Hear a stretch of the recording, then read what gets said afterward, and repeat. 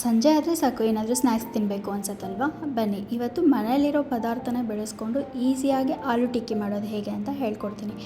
First ಒಂದು ದೊಡ್ಡ ಆಲೂಗಡ್ಡೆನ ಬೇಯಿಸಿ ಇಟ್ಕೊಂಡಿದ್ದೀನಿ. ಅದನ್ನು ಕಂಪ್ಲೀಟಾಗಿ ಸ್ಮ್ಯಾಶ್ ಮಾಡ್ಕೊಂಡಿದ್ದೀನಿ. ಈಗ ಗರಂ ಮಸಾಲೆ, ಖಾರದ ಪುಡಿ, ಸಾಲ್ಟ್ ಮತ್ತು ಚಿಲ್ಲಿ ಫ್ಲೇಕ್ಸ್, ಕೊತ್ತಂಬರಿ, ಸಣ್ಣದಾಗಿ ಕಟ್ ಮಾಡಿಕೊಂಡ್ರು ಹಸಿಮೆಣ್ಸಿನ್ಕಾಯಿ ಹಾಕ್ಕೊಂಡಿದ್ದೀನಿ.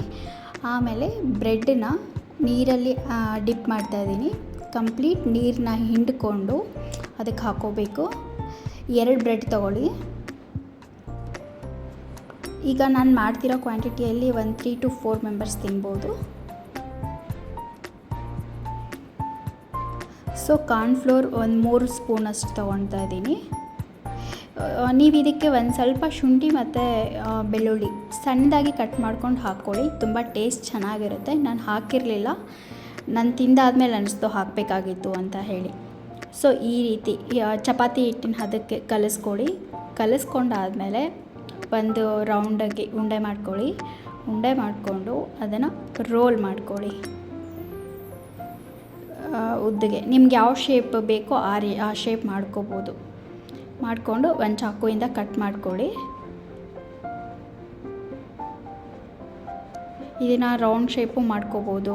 ನಿಮ್ಗೆ ಯಾವ ರೀತಿ ಬೇಕೋ ಆ ರೀತಿ ಶೇಪ್ ಮಾಡ್ಕೋಬೋದು. ಇದನ್ನು ಮಾಡಿಕೊಂಡು 1 4 ಸ್ಪೂನಿಂದ ಈ ಥರ ಶೇಪ್ ಕೊಡ್ತಾಯಿದ್ದೀನಿ ನಾನು ಸುಮ್ಮನೆ. ಹಾಗೆ ಕೂಡ ಮಾಡ್ಬೋದು, ಬಟ್ ನೋಡೋದಕ್ಕೆ ಚೆನ್ನಾಗಿರಲಿ ಅಂತ ಹೇಳಿ ಮಾಡ್ತಾಯಿದ್ದೀನಿ ಇದು.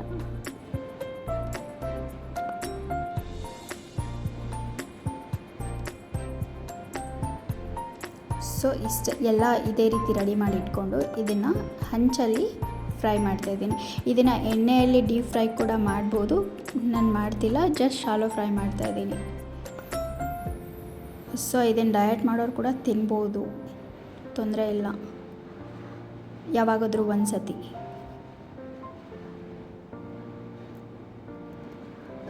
ಸೊ ಇದು 2 ಕಡೆ ಈ ಥರ ಒಂದು ಕಡೆ ಒಂದು 2 ರಿಂದ 3 ನಿಮಿಷ ಬೇಯಿಸ್ಕೋಬೇಕಾಗುತ್ತೆ. ಅದಕ್ಕೆ ಕಲರ್ ಚೇಂಜ್ ಆಗುತ್ತೆ. ಲೋ ಫ್ಲೇಮಲ್ಲಿ ಬೇಯಿಸ್ಕೋಬೇಕಾದ್ರೆ ಮೇಲೆ ಮುಚ್ಚಳ ಮುಚ್ಚಿ ಲೋ ಫ್ಲೇಮಲ್ಲಿ ಇಡಿ.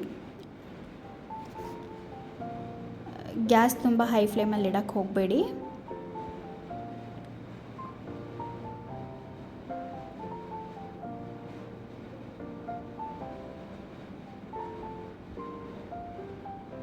ಸೊ ಈ ರೀತಿ ಕಲರ್ ಚೇಂಜ್ ಆಗುತ್ತಲ್ಲ ಆವಾಗ ಟರ್ನ್ ಮಾಡಿ.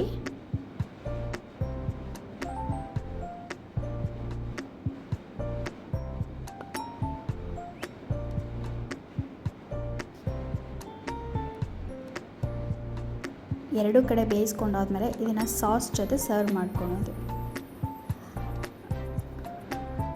ನೀವೆಲ್ಲ ಈವ್ನಿಂಗ್ ಸ್ನ್ಯಾಕ್ಸ್ಗೆ ಏನೇನು ಮಾಡ್ತೀರಾ ಕಮೆಂಟ್ ಬಾಕ್ಸಲ್ಲಿ ತಿಳಿಸಿ.